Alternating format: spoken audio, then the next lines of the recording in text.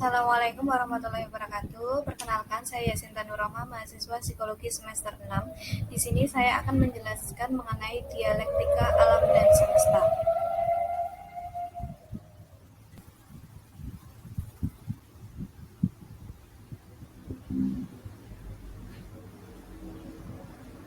Kisah generasi awal manusia. Tahukah teman-teman mengenai informasi tentang pra-penciptaan manusia? Ternyata tidak bisa dijelaskan oleh sains.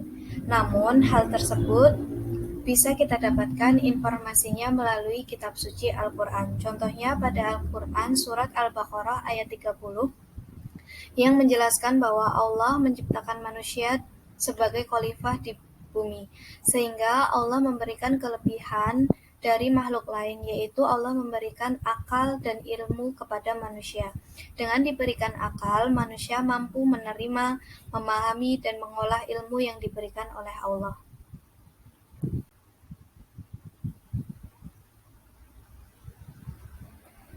Nah, sejarah mengenai fosil-fosil Prehominidae yang ditemukan oleh seorang arkeolog menemukan fosil yang berusia lebih muda tampak lebih cerdas. Dengan volume otak yang lebih besar, hal tersebut ternyata mencerminkan adanya adaptasi dengan lingkungan yang ada di sekitarnya. Fosil yang ditemukan dari teknologi purba yang mereka inisiasi adalah domestifikasi tanaman dan hewan.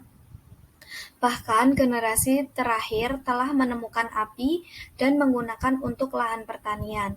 Meskipun demikian, hal tersebut masih banyak kontraindikasi antara sains dan agama. Namun, jangan sampai menumbuhkan sikap anti-sains di kalangan umat beragama.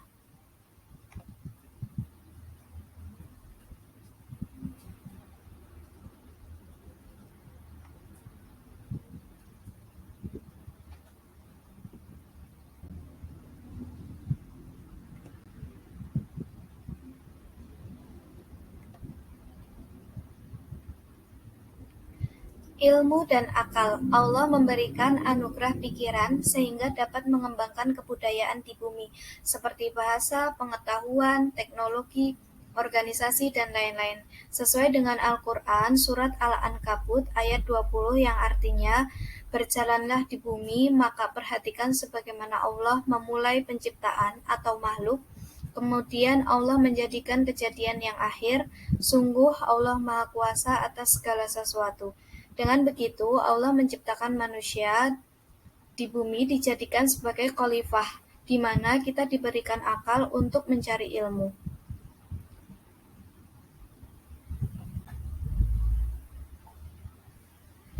Mengenai transformasi agama dalam transisi lintas generasi umat manusia.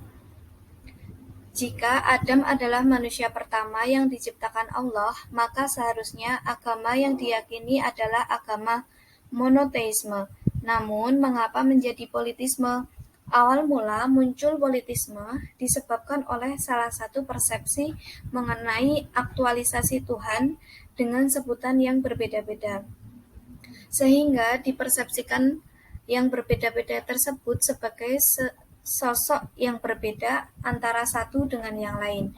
Sampai ilmu pengetahuan dan teknologi dibangun hingga maju, generasi umat manusia tetap gagal menemukan Tuhan yang hakiki.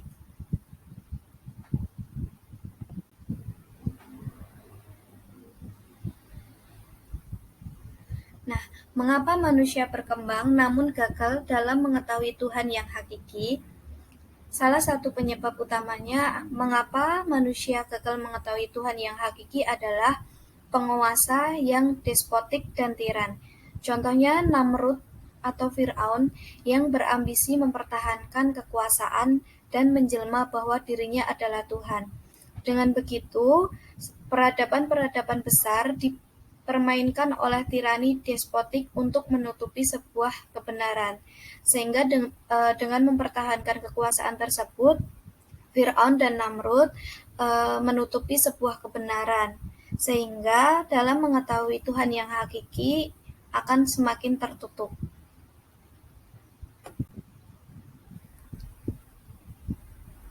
Kritisme Ibrahim dalam kelahiran kembali mengenai monoteisme. Dengan kritisme mendorong Ibrahim mencari kebenaran sejati tentang Tuhan melalui interaksinya dengan alam semesta. Ibrahim mencoba untuk membaca alam semesta untuk mencari petunjuk tentang Tuhan semesta, dan dengan kritisme tersebut mendorong Ibrahim untuk menghancurkan berhala-berhala yang ada. Dengan kisah ini dapat dipetik bahwa pengetahuan yang didapatkan dari pengamatan terhadap alam semesta sehingga dapat menemukan sebuah kebesaran atau kebenaran yang Allah berikan kepada manusia melalui ciptaannya.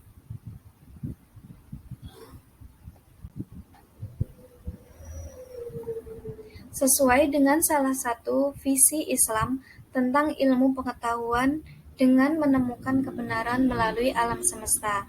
Dengan begitu, betapa dahsyatnya akal pikiran yang diberikan oleh Allah kepada manusia ketika berinteraksi dengan alam semesta sehingga merupakan suatu tantangan bagi umat manusia dalam mengembangkan ilmu pengetahuan dan teknologi yang berproses pada nilai-nilai ketuhanan.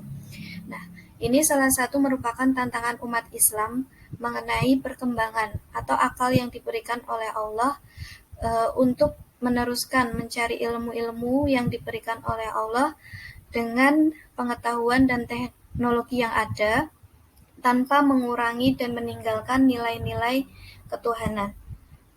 Begitu yang dapat saya sampaikan. Saya akhiri. Wabillahi taufiq wal hidayah. Assalamualaikum.